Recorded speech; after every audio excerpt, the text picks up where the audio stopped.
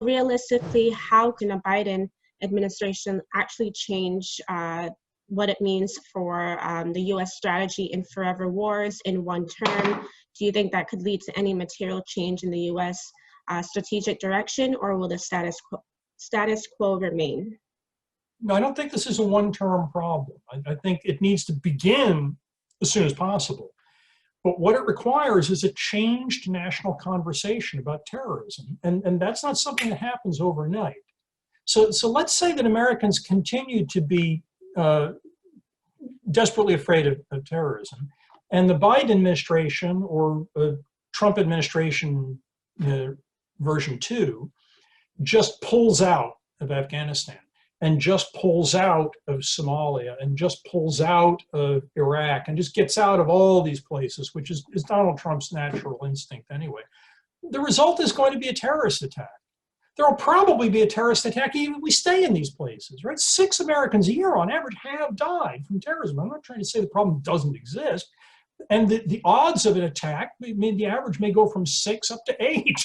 Or 10 if we make it worse by totally withdrawing from Afghanistan and these other places. As soon as that happens, if there's a Biden administration, I guarantee you Republicans will be lining up behind the nearest available microphone on Capitol Hill to make a speech blaming, waving the bloody shirt and blaming this on Joe Biden, right? Even if it's Donald Trump, even Lindsey Graham, right? The most pro-Trump human being on the planet in terms of what he does, has been critical of the Trump administration when they've jumped on allies and threatened to withdraw from Afghanistan. When the terrorist attack occurs, if you haven't prepared the ground by lowering the temperature, people are going to go berserk.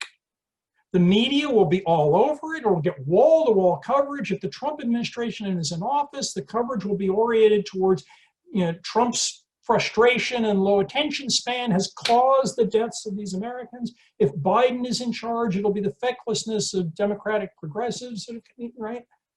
If you don't start this conversation early and let it unfold, and then when there's a terrorist attack, respond with calm, and not by going and assassinating major generals in the Iranian Revolutionary Guards, just to pick a random example from recent Trump administration experience, right? If you respond to the next terrorist attack by saying, we're going to carpet bomb the country this came from, then you make the whole problem worse, and you end up with forever wars that go forever and a half. You need to start the conversation before the terrorist attack to lower the temperature, and you need to respond to the terrorist attack with something other than threats to carpet bomb the surface of the planet Earth. Because the only way we're going to get out of this is if the terrorism fear level goes down. And that's a long-term project. That's a project that goes beyond one presidential administration. But it's an important one. And it's one I'd like to see us start sooner rather than later.